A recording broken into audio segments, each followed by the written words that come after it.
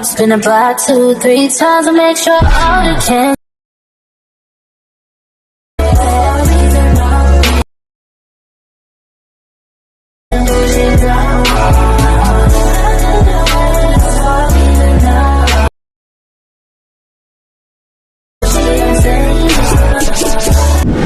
보란 듯이 무너졌어 바닥을 뚫고 닿지 않겠지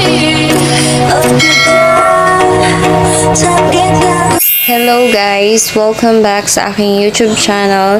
And for today's vlog guys, ayan, magko-color na naman tayo ng hair.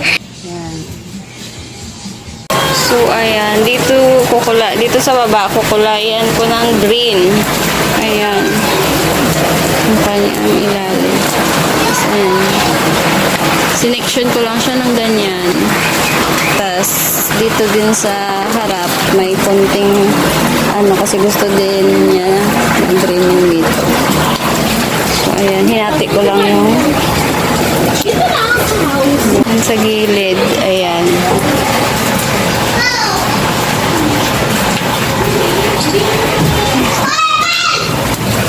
So, tingnan natin yung result mamaya after kulayan. Ito yung gagamitin ko na kulay green, yung cell wax. Take note pala guys, yung cello wax is gagana lang siya or tatalab lang siya sa mga bleach hair. So, kung yung buhok nyo ay hindi pa na bleach guys, huwag nyo nang subukan kasi hindi talaga siya tatalab.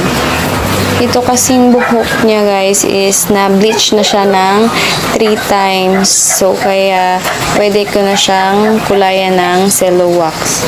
Kasi yung cello wax guys, hindi siya permanent color. Kaya hindi talaga siya tatalab sa mga hindi naka-bleach na buhok.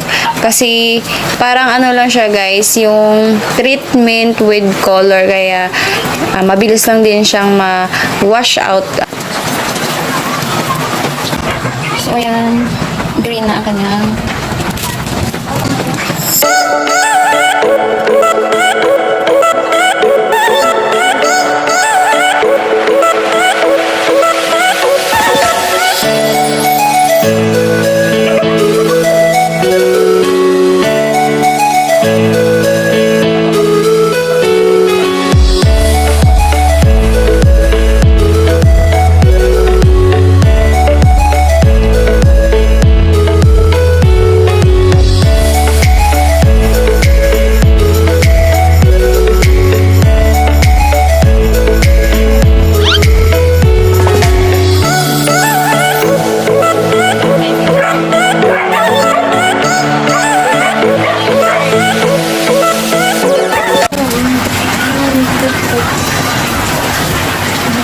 Yung dito sa ibabaw, ida-dark color ko siya. Kaya, ayan, may pa-foil.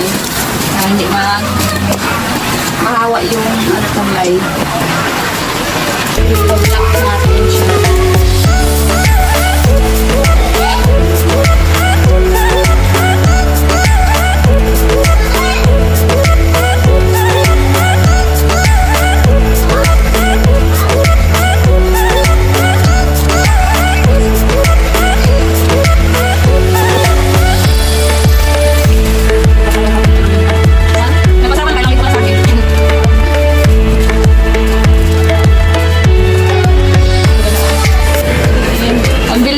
Guys, ang bilis ng kanyang transition, ayan o, from blonde to ayan, ilang minutes pa lang, di ba nag-minutes ilang segundo pa lang, na turn into brown siya or black.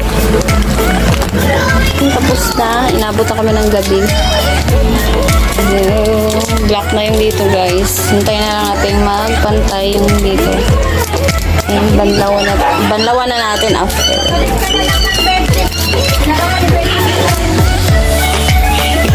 Tingin kayo.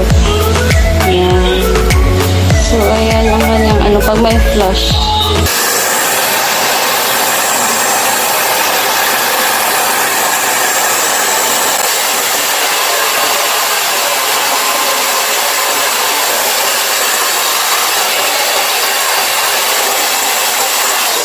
So, ayan yung kanyang gilid, guys. Tapos, dito sa ilalim, ayan, green. So, ayan. Green ang ilalim, tapos dito sa ibabaw, ayan. Medium brown yung kinulay ko sa ibabaw. So, gabi na kasi ngayon, hindi na natin makita yung kanyang natural na color.